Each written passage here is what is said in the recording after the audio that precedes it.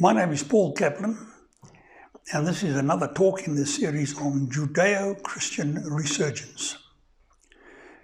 Now, most of the material in these talks was researched for the book God versus the Left. And if this talk interests you, you can get the big picture from this book, which is obtainable from Amazon.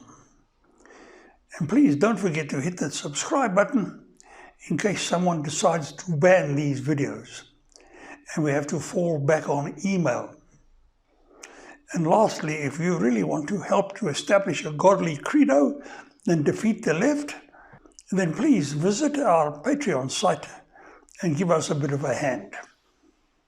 Now, in this talk, we will take our hats off to a popular South African television show called Carte Blanche, whose very brave journalists expose the god-awful people who do god-awful things in South Africa. The same sort of pests who make people's lives a misery in every other part of the world. Now, South Africans should appreciate Carte Blanche's many years of gutsy service. This is world-class journalism, and it could well be an example to other countries where fake news is the order of the day. So we'll now run a Carte Blanche video showing how criminals invade the lives of decent South African people, and we'll then show how Jews everywhere can and should help to stop this chaos, even though hardly any Jews even want to hear about it. That's how bad we are at the moment. Now, this Carte Blanche people represents world-class journalism, as we've said before. It represents world-class journalism in every way. It's courageous, truthful, well executed, and it brings to our notice an evil that must be stopped. So here's the clip from Carte Blanche. The president calls it radical economic robbery, so-called business forums that threaten workers and damage property, demanding a cut from construction projects. So is this radical economic transformation or extortion from the construction mafia? We want to hear your views, so keep tweeting and posting. Mafia Maledi reports. South Africa's construction industry is worth billions of rands every year, employing thousands of people and contributing to the development of the country. But this sector is under threat. The so-called construction mafia is holding contractors to ransom, demanding employment, cash, and even halting projects, even if it means intimidating workers, damaging property, and getting violent. Groups claiming to be business forums rock up at construction projects. They will strong-arm their way onto the site and forcefully disrupt operations. It's an alarming trend that even President Cyril Ramaphosa has raised concerns about as far back as 2018. That is not radical economic transformation. That is radical economic robbery, and we cannot allow that. They are weaponized, organized people use extortionate methods to achieve compliance with their needs that are not in line with the law. Webster Mfebe from the South African Forum of Civil Engineering Contractors says the industry is powerless against this criminality. We are trained to build the infrastructure. The industry is not trained on warfare. The current tension stems from what appears to be a misunderstanding of a National Treasury regulation related to subcontracting. The Preferential Procurement Regulations of 2017 requires bidders of projects to contract a portion of the development to small businesses in local communities, specifically black-owned businesses. 30% of projects over 30 million should go to local contractors, but that applies to government projects and not the private sector. Yet the private construction sector is being targeted on a daily basis across the country. Karen de Beer owns a medium construction business and has experienced the wrath of the construction mafia on her sites. Karen, have you ever had a point where you have to close your site for a day? Not for a day, not for a week, for months. Karen is beyond frustrated. It now takes almost double the time to complete projects because of disruptions at the hands of volatile groups masquerading as business forums. They come in, they run 100 of them. You can't control so many people, and they just break down the walls that you've just built. This is unfortunately starting to become a South African model of doing business. The reason it's growing the way it is because it's working. The damage to the economy is severe and the consequences are far-reaching, explains legal expert Peter Barnard. If their demands aren't met, individuals will be hurt, plant and the project will suffer, be burnt, damaged, destroyed. The projects that are being disrupted are around 42 billion rand, an issue which would have been a state of emergency if it was in other countries in advanced economies. While court interdicts offer some relief to contractors, it's not a cure-all. Amongst the affected projects were 2 major contracts worth billions of rands that were awarded to listed companies. The Sandroll N2 Wild Coast Road construction project in the Eastern Cape was eventually abandoned over fears for the safety of their employees, while a German oil storage investment project in Saldanha Bay suffered 75 million rands worth of damage to equipment and structures at the hands of so-called business forums in a matter of hours. When the police arrive on time, watch the properties being touched, watch the employees running through the field, through the back door, including women, and say, we are not trained as the police to deal with public violence. The police's seeming reluctance to deal with these cases at station level appears to be a national trend. Combating this crime will require high-level police intervention, explains Barnard. The way in which the conduct is carried out is basic thuggery. But there is a method to this madness. This is organized, and it's getting worse. We came across one of these business forums in Brooklyn, Pretoria. They were aggressive from the moment we arrived. Hey, turn off that thing before. Turn off that thing before. Eventually, the man claiming to be in charge, Mafia Mahlangu, agreed to an interview. He says he represents military veterans from the wider Pretoria area. The 30% of the community should be given to the community. Okay. You understand? And that is not terrorism. That is not maybe to be, to be taxed and stuff like that. But aren't there processes that need to be followed for the community to be involved? There are processes that we have started to talk with this guy. This guy is not the owner of this project. Jas Smit is a security consultant for the Brooklyn development. It's a private-owned land. It's a private development. The developers are basically put at a choice of either continuing under the demands of these groups or work at a loss. The group is adamant that they want their share of the profits and say they will take matters into their own hands. We ask him to give us the bill of quantity so that we can quantify 30% of the locality. Now, if he does not adhere to that, we will be left with no option but to close this site. The construction mafia knows no boundaries, explains Roy Mnesi from Master Builders South Africa. You cannot go to a construction site and start demanding books, bills of quantities and so forth. You don't do that. That's not how it works. It's mafia tendencies that we're speaking about. That is not acceptable at all. But the group insisted they were within their rights. That any project that comes to the locality, 30% should be given to that particular community. Government projects? Government and private. No. I have my proofs here. Government and public. I'm afraid that's not correct. You've got private sector and you've got public sector. Private sector, you can hire whoever you want. There is nothing regulating that. In public sector, there are specific laws and regulations which deal with how government has to procure those services. When we tried to clarify this point, the group turned on us. There's no use of talking to you, in fact, because you are against what you are saying now. Get away from us! Get away from us! You racist! Leave us alone. Privilege to come and tell us. Leave us alone. And as you can see, this is obviously the treatment that people constantly get. Threats, intimidation, and bullying. And I can't imagine what it must be like if you even work in construction to have to deal with this every day. Shortly after we left with our cameras, the men forced their way onto the site and demanded that workers down tools. The Federation for Radical Economic Transformation represents a number of business forums nationwide. Spokesperson Sfiso Shezi claims the Federation is making a positive impact in bridging the divide between their members and contractors. Our forums affiliate to us. They've got a constitution. They are registered. And therefore, anything else that calls itself forum outside of that, we distance ourselves from them. While Shezi admits that there's been trial and error to their approach in the past, he insists the Federation's members are not thugs. Even I was scared for my life. It's an isolated incident, and most of them that are taking that shape, I guess they fall outside of the scope of our mandate. We need to isolate it and condemn it with all contempt that it deserves.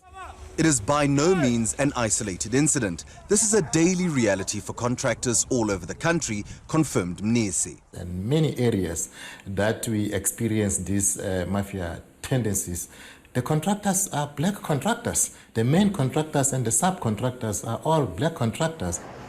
In some cases, the exploitation even extends to the very people they claim to represent, explains Barnard. But when these forums come along, they then take a cut or a percentage of the money that's generated, meaning that the actual humans on site doing the work end up by earning less than they would have earned if they'd been employed directly. Shezi argues forums are not unions and are there to make money. Just because it's black business, it doesn't mean now we must take care of the social element of the economy. We are there not to make money like every other business, and we are not saying we are not apologetic. It's a capitalist system. Some forums have even taken it a step further. They don't want jobs, they'll simply settle for cold hard cash. You can be offered the money. What money? To be out of the site so that the company can proceed peacefully. So it's either protection money or a buyout. And then they say, I will leave your site and you can work with who you want and we won't bother you. What kind of monies are we talking here? Anything from a few thousand to hundreds of thousands. The moment that you pay any of them back, you are done. I mean, I refuse to pay protection money because otherwise, how can I work? It seems to be a lucrative income stream, with these rogue business forums even going up against each other. Even if you were to give them their demands, tomorrow another one comes and say, okay, you contracted with that one. It's not part of us. We are independent from that one. You have got to contract with us. It can't work. No. It's not working at all. Shezi also doesn't feel things are working. He believes the current legislation simply cannot effectively address economic transformation. It needs to include the private sector too. For us to take this country and the economy forward, we need to be cognizant of the imbalances of the past. So we are talking about people that have been colonized for centuries, people that have been given a certain type of education, and all of a sudden you come and say, we've voted, we are equal. We can never be equal. Hence, the legislation of 30% participation in government is not sufficient to transform the economy. But calling it radical economic transformation doesn't justify thuggery. It's criminal behavior that costs the country billions of rands in losses and negatively impacts on international investor perceptions.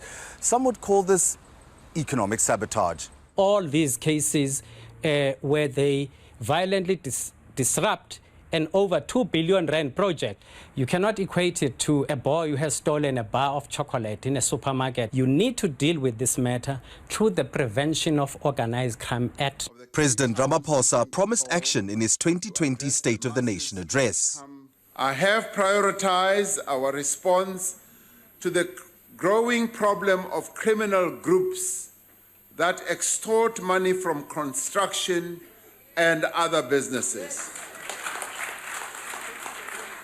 Specialized units bringing together South African Police Service and the National Prosecuting Authority are mandated to combat these crimes of economic disruption. While all parties agree that economic transformation is necessary, the execution is problematic and these disruptions are not economically sustainable. We can't have South African business growing at gunpoint. If the will of the people is that there's not enough being done, then that has to be dealt with by the legislature. Because if we don't deal with this problem, I am afraid we will see the collapse of the construction industry in South Africa. We will continue to see many people losing their jobs as a result of this so-called construction. So here's the clip from Carte Blanche. All right, that's the Carte Blanche clip. So you've just seen how helpless the nation is in the face of such criminality. You saw that the South African president knows very well that something has to be done. But you also saw that he doesn't have a clue what to do. And you can also see what distress these criminals cause to the contractors and the ordinary working people on the building sites. And it should also have dawned on you that this mayhem frightens off anyone who's interested in investing in this chaotic mess that South Africa is rapidly becoming. We want investors, and we will not get them if we can't do anything about these criminals. So you've also seen now how loud-mouthed and confident these criminals are, as opposed to the ordinary working people who try to resist them. Law-abiding people are weak and tongue-tied and can only splutter and shake their heads. The criminals are arrogant and they do what they like. This is what the left has done to every country in the Western world, and this is how decent people are simply brushed aside. So what is the problem? Why can't we simply get rid of these criminals with violence if necessary? If we had any gumption, we could easily get rid of them. But we don't have any gumption. We don't have any gumption because the gumption comes from the churches and synagogues, and both of them are completely useless these days.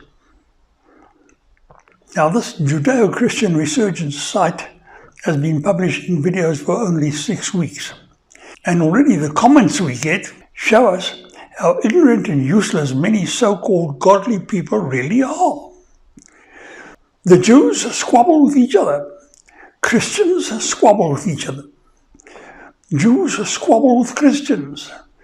Talmudic Jews squabble with secular Jews. Reformed Jews squabble with Orthodox Jews. Protestants squabble with Catholics. Catholics squabble with each other. Protestants squabble with each other, and Messianic Jews squabble with everyone else. It never stops. And everyone is convinced that he or she is the only possessor of the truth. But by far the most obvious and distressing thing is that we Jews have failed Western civilization because we have lost the bedrock values. And we have lost the bedrock values because of the destruction of our oral law at the hands of our corrupt Pharisee rabbis and their Talmud. They started to do this 2,000 years ago, and they have never stopped. The criminals we've just seen in the carte blanche video have to be eliminated. And to do this, we will need strong moral grounding and determination. And the churches and synagogues should be providing this moral underpinning, but they are not doing so. We and our churches and synagogues should be teaching our children to fearlessly uphold integrity and rectitude. But instead, we allow our children to witness our own cowardice before criminals. This is not the way to teach them to honor thy father and thy mother. It's not the way to teach them to pass the message on to their children. Now, Moses and the elders must have surely hammered these values into the Levites, and this simple knowledge must have been part of the oral law. That is, before the rabbis drowned it with the Talmud.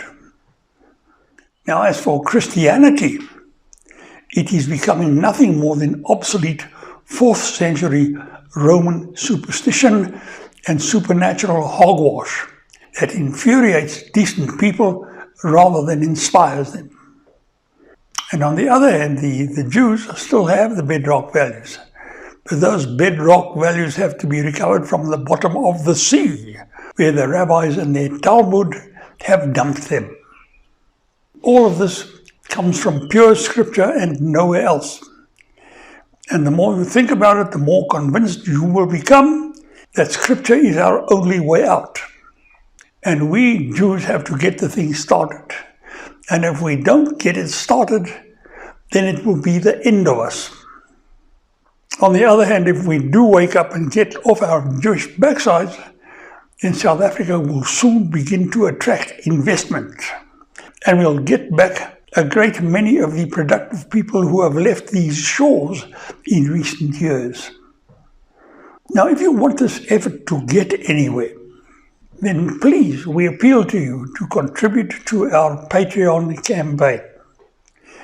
This business will take a major effort from a great many people. And we simply cannot get the necessary Facebook and YouTube publicity for nothing. Your contributions don't have to break the bank, but please step forward with some help, however small. And please don't forget to register, because some very bad people may try to ban us. And we may have to fall back on email to get these videos to you. This is a very serious business. And our next video will follow in a week or two as usual. And we appeal to you once again to get yourselves a copy of God versus the Left, which will give you the whole picture so that you don't have to wait for these talks. So until then, this is Paul Kaplan signing out and thanking you for your time and attention.